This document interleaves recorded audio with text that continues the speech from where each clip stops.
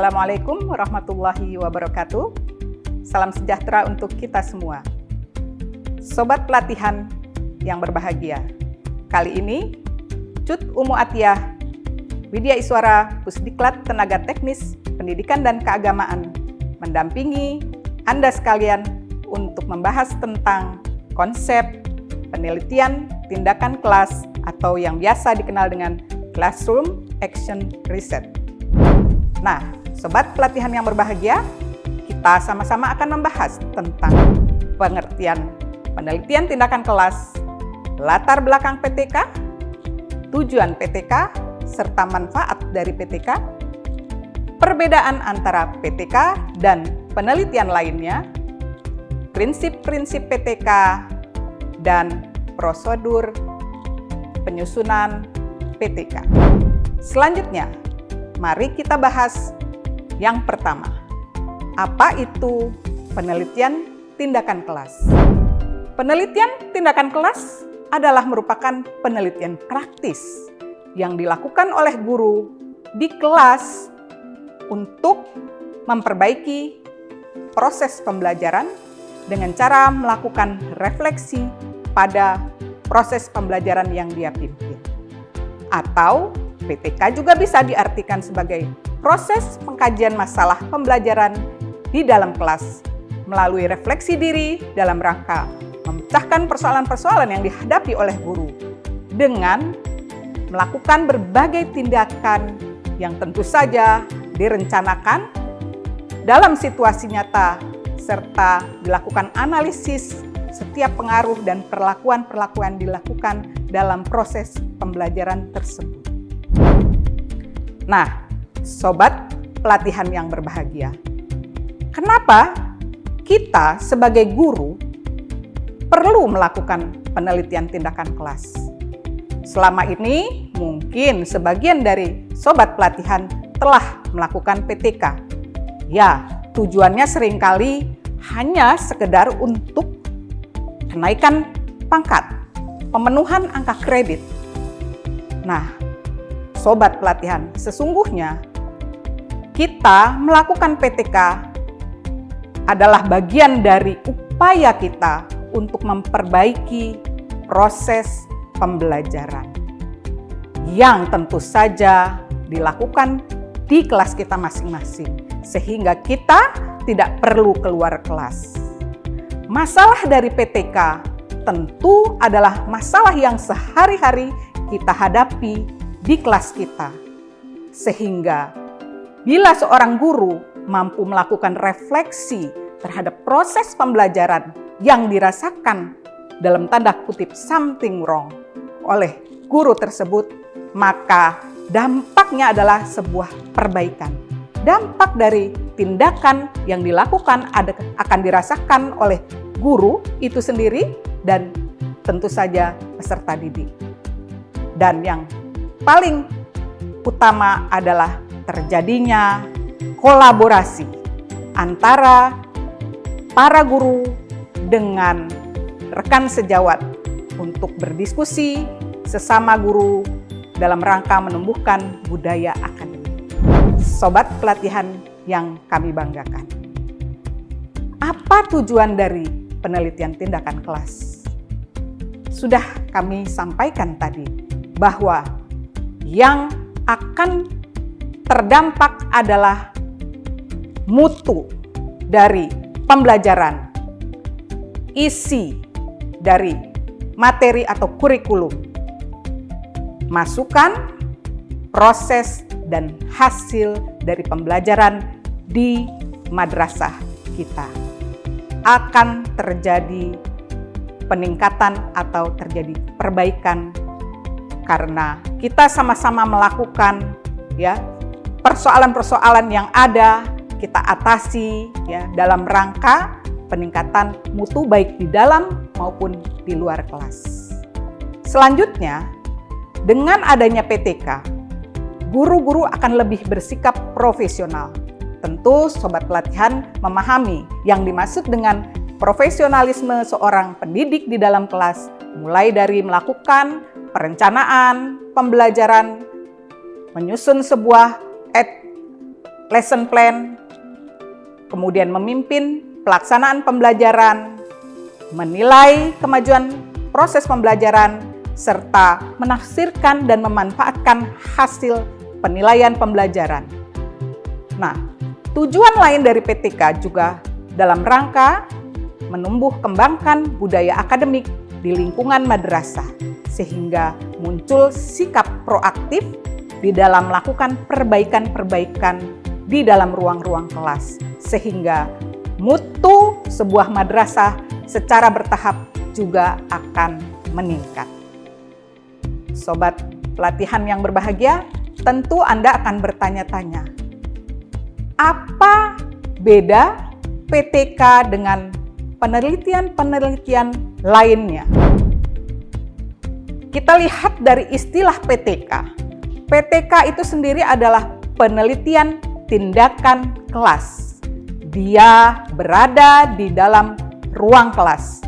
Namun, sobat pelatihan harus juga memahami ruang kelas itu bukan ruangan segi empat yang ada kursi meja saja. Ruang kelas juga bisa dimaknai apabila kita melakukan pembelajaran dalam Zoom meeting, melakukan aktivitas melalui WhatsApp group, Google Meet, atau mengajak peserta didik melakukan kegiatan-kegiatan di luar ruangan yang segi empat itu juga disebut dengan ruangan kelas.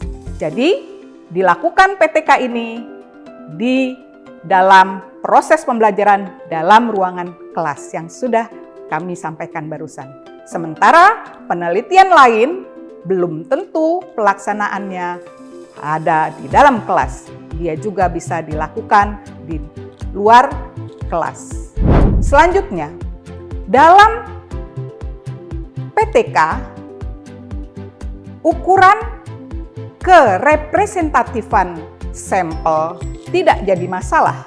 Tidak seperti misalnya penelitian kuantitatif, di mana harus ada sampel yang representatif mewakili sebuah populasi misalnya. Kemudian PTK juga sifatnya tidak formal, sobat pelatihan. Sementara pelatihan-pelatihan yang lain itu adalah pelatihan yang lebih formal dengan persyaratan-persyaratannya tadi. Ya. Kemudian pengembangan instrumen dalam PTK itu tidak terlalu kaku, ya, karena tadi dikatakan tidak formal. Ya, dia berbicara instrumen itu tidak harus ada validasi dan uji reliabilitasnya. Sementara kalau kita lihat, ya, sobat pelatihan mungkin menyusun skripsi, tesis, atau disertasi, itu jelas harus dilakukan uji validitas dan uji reliabilitas. Jadi, sobat pelatihan bisa saja mengambil instrumen-instrumen yang sudah ada dilakukan oleh peneliti sebelumnya atau guru-guru sebelumnya yang melakukan penelitian tindakan kelas. Nah, kemudian dalam PTK juga ya tidak selalu harus ada hipotesis. Ya, memang kita kenal ada yang disebut dengan hipotesis tindakan. Ya, sementara kalau di luar PTK itu biasanya ada mempersyaratkan sebuah hipotesis. Nah, yang paling utama tujuan dari PTK setelah dilakukan sebuah PTK, maka yang diharapkan adalah praktik ini mampu memperbaiki proses pembelajaran. Mutu pembelajaran meningkat. Peserta didik semakin senang belajar. Nah, sementara kalau kita bilang, oh, penelitian yang lain apa tidak seperti itu? Ya, bisa saja, tetapi tidak langsung memperbaiki praktik pembelajaran. Bisa saja dia melalui sebuah research and development. Baik, sobat pelatihan yang berbahagia. Apa sebenarnya manfaat PTK bagi peserta didik? Yang pasti, peserta didik kita harapkan bisa menyelesaikan kesulitan-kesulitan yang mereka hadapi dalam proses pembelajaran. Lalu, Apa manfaatnya bagi guru? Nah, banyak tentu saja, karena ini dari guru, oleh guru, ya, maka tentu manfaatnya langsung bisa dirasakan oleh guru tersebut. Apa Bapak Ibu sekalian, Sobat Pelatihan? Guru memiliki kemampuan memperbaiki proses pembelajaran. Kinerjanya secara bertahap dapat meningkat secara profesional. Dia juga mampu berperan aktif mengembangkan pengetahuan dan keterampilannya sendiri. Serta guru memiliki rasa percaya diri yang kuat. Nah, untuk madrasah, ya, dengan dilakukannya PTK ini, madrasah memiliki guru yang hebat karena memiliki kemampuan melakukan sebuah perubahan atau perbaikan kinerja secara profesional. Sehingga secara bertahap madrasah juga bisa meningkat mutunya dan masyarakat secara berbondong-bondong mengamanahkan anaknya untuk dititipkan di madrasah. Sobat Pelatihan yang berbahagia, mari kita lanjutkan dengan prinsip dari penelitian tindakan kelas. Ini kita sama-sama harus betul-betul pahami bahwa dalam PTK ini kita lakukan dalam situasi nyata, situasi yang real di kelas kita, ya, dalam proses pembelajaran yang mana ada sebuah siklus yang berkelanjutan. Nah, mungkin Sobat Pelatihan sudah tahu ada siklus yang berkelanjutan ini yang disampaikan oleh teori Chemist and Tegart, ya, bahwa di dalam penelitian tindakan ini adanya siklus yang berkelanjutan, ya. Nah, dengan adanya siklus ini, seorang guru berusaha untuk memperbaiki, ya. Kalau siklus pertama belum kelihatan ada peningkatan, maka dilanjutkan dengan siklus berikutnya. Terus, apabila dianggap sudah ada peningkatan, maka siklus tersebut boleh dihentikan. Nah, jadi dari siklus ke siklus, metodenya, pendekatannya, model belajarnya itu harus tetap. Yang diperbaiki apa? Disempurnakan. Ya, jadi tidak ada perubahan metode, tidak ada perubahan pendekatan atau model dari satu siklus ke siklus berikutnya. Yang ada hanya disempurnakan. Nah, itu. Selanjutnya, Sobat Pelatihan, sasaran dari PTK tentu saja yang paling utama adalah siswa yang sedang mengikuti proses pembelajaran. Kemudian, siapa lagi di sana? Ada guru yang sedang melakukan proses atau membimbing peserta didik. Ada materi pembelajaran, ada sarana prasarana pendidikan atau peralatan, kemudian juga hasil pembelajaran yang ditinjau dari 3 ranah. Yang pertama adalah kognitif, afektif, dan psikomotorik, serta lingkungan di kelas, di sekolah, serta lingkungan di rumah siswa. Ada pertanyaan, berapa kali siklus PTK harus dilakukan oleh seorang guru? Tidak ada jawaban yang pasti, Sobat Pelatihan.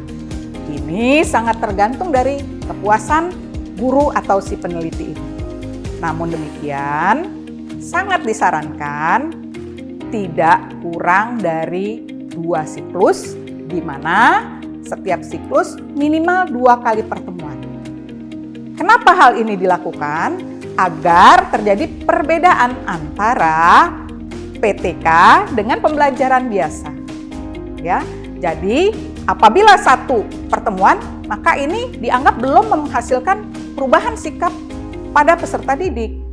Oleh karenanya, kita harus dalam satu siklus lakukanlah minimal 2 kali pertemuan. Jadi, inilah yang membedakan PTK dengan pembelajaran biasa. Nah, pada siklus tersebut, metode atau tekniknya itu harus tetap. Misalnya sobat pelatihan memilih metode dengan jigsaw, maka pada siklus berikutnya sama-sama dengan jigsaw. Menggunakan project based learning dalam model pembelajaran pada siklus pertama, siklus keduanya pun tetap project based learning. Selanjutnya, tentu kita ingin mengetahui siklus dari PTK ini.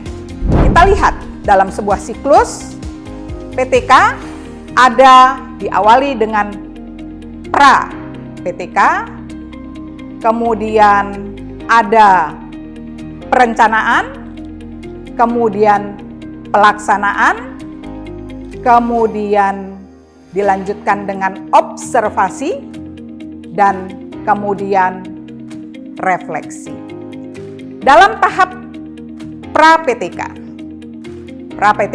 seorang guru biasanya melakukan refleksi, mengidentifikasi permasalahan-permasalahan yang ada di kelas. Apa sih masalah kita?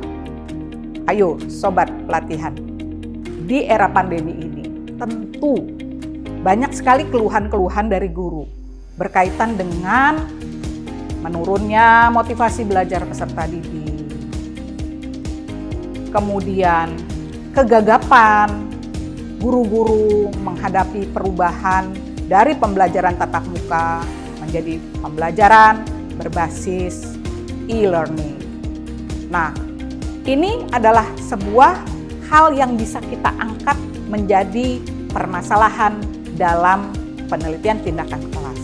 Oleh karenanya, di sini seorang guru mulai memperhatikan, mengidentifikasi apakah masalahnya ini kaitannya dengan motivasi belajar peserta didik, apakah ini berkaitan dengan prestasi yang menurun, atau lainnya. Nah, itulah kita lakukan dengan analisis. Di dalam analisis ini kita mulai mencari masalah apa yang paling urgen di dalam proses pembelajaran yang membuat keresahan kita sebagai guru. Nah, ini menjadi fokus utama. Inilah yang kita analisis. Sehingga kemudian melahirkan sebuah rumusan masalah. Dalam rumusan masalah ini tentu bisa dilanjutkan apabila nanti kita melakukan sebuah hipotesis tindakan. Nah, di dalam tahapan pra-PTK ini juga kita mungkin secara prosedural melakukan pengajuan izin kepada manajemen atau kepada madrasah agar kepala madrasah atau guru-guru yang lain bisa kita libatkan sebagai kolaborator. Masuk pada siklus PTK. Tadi sudah kami sampaikan, ada siklus yang biasa kita gunakan dengan teori Chemis and Taggart, di mana sebuah PTK diawali dengan penyusunan rencana, dilakukan tindakan, kemudian dilakukan pengamatan atau analisis hasil. Ya, di sini dalam pengamatan ini dilakukan oleh kolaborator, di sini bisa rekan guru yang lain, kemudian sama-sama dilakukan refleksi dan evaluasi, dan siklus ini kembali lagi pada siklus berikutnya dilakukan lagi perencanaan, tindakan, pengamatan, refleksi, sampai nanti kita berhenti apabila terjadi sebuah perbaikan dari tindakan. Nah, kita mulai dari siklus yang pertama, rencana. Nah, dalam perencanaan ini kita mulai melakukan penyusunan rencana pelaksanaan pembelajaran atau lesson plan.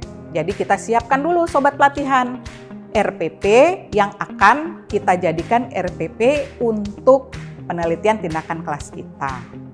Nah, selain RPP tentu kita harus menyusun lembar-lembar kerja dari peserta didik yang akan kita gunakan nantinya. Selain itu, tentu sobat pelatihan kita juga akan mengembangkan instrumen untuk evaluasi serta tentu saja diantaranya ada instrumen observasi pada proses pembelajaran yang nanti kita serahkan kepada kolaborator kita. Setelah kita betul-betul yakin bahwa perencanaan PTK ini sudah kita lakukan dengan matang, maka kita action atau kita lakukan pelaksanaan PTK di ruang pembelajaran kita. Nah, di sini Sobat Pelatihan sebagai guru langsung melaksanakan proses pembelajaran dengan sebuah tindakan yang sudah kita rencanakan. Nah, di dalam pelaksanaan ini, teman kolaborator kita itu bertindak sebagai observer. Ya, sebagai observer yang melakukan pengamatan baik terhadap aktivitas kita, ya, guru, maupun aktivitas peserta didik di ruangan kelas kita. Setelah dilakukan kegiatan atau pelaksanaan, maka kita bersama rekan observer melakukan aktivitas refleksi. Nah, di refleksi ini observer memberikan banyak sekali masukan dan diskusi-diskusi ini harus begitu mendalam ya, dengan pisau analisis yang tajam sehingga betul-betul bisa dilihat. Oh, kalau kita berbicara misalnya kita berusaha menerapkan tindakan itu yang kaitannya dengan sebuah model pembelajaran. Model pembelajarannya sama. Metode di dalamnya misalnya ada metode brainstorming. Mungkin brainstormingnya harus disempurnakan lagi di pertemuan berikutnya. Nah, ini dibahasnya di mana? Dibahasnya adalah di tahap ketika kita melakukan refleksi. Nah, Sobat Pelatihan, dalam judul PTK, kita penting sekali ini, kita menentukan judul PTK minimal ada 3 unsur. Unsur yang pertama adalah what. Apa yang mau ditingkatkan? Tadi berangkat dari kegelisahan seorang guru berkaitan dengan prestasi belajar selama pandemi menurun, motivasi belajar menurun. Nah, inilah yang akan kita tingkatkan. Siapa yang akan ditingkatkan? Tentu saja peserta didik kita. Nah, karena kita bicara ada how di sini, bagaimana caranya untuk meningkatkan, maka inilah ada tindakan dari seorang guru. Ya, tindakannya itu bisa berupa model pembelajarannya, bisa berbicara tentang metode-metodenya, kemudian bisa berbicara tentang sarana-sarana dan prasarana yang menunjang. Kita ambil contoh ya Sobat Pelatihan, misalnya peningkatan motivasi dan prestasi belajar mata pelajaran matematika, materi persamaan kuadrat melalui pembelajaran kooperatif dengan metode jigsaw di Madrasah Sanawiyah X kelas 8 Jakarta tahun pelajaran 2021-2022. Di dalamnya ada unsur apa saja? What. What-nya itu tadi motivasi dan prestasi belajarnya. Who, siapa di sana? Tentu saja siswa MTS kelas 8 tahun pelajaran sekian. Dan how-nya adalah melalui apa tadi? Pembelajaran kooperatif dengan metode jigsaw. Demikian Sobat Pelatihan, kita sama-sama telah membahas tentang konsep penelitian tindakan kelas. Semoga menjadi manfaat untuk kita semua dan yang paling penting kita segera melakukan sebuah penelitian ini di ruang-ruang kelas kita dalam rangka perbaikan kualitas pembelajaran. Sukses selalu untuk Sobat Pelatihan. Sampai berjumpa di lain kesempatan. Assalamualaikum warahmatullahi wabarakatuh.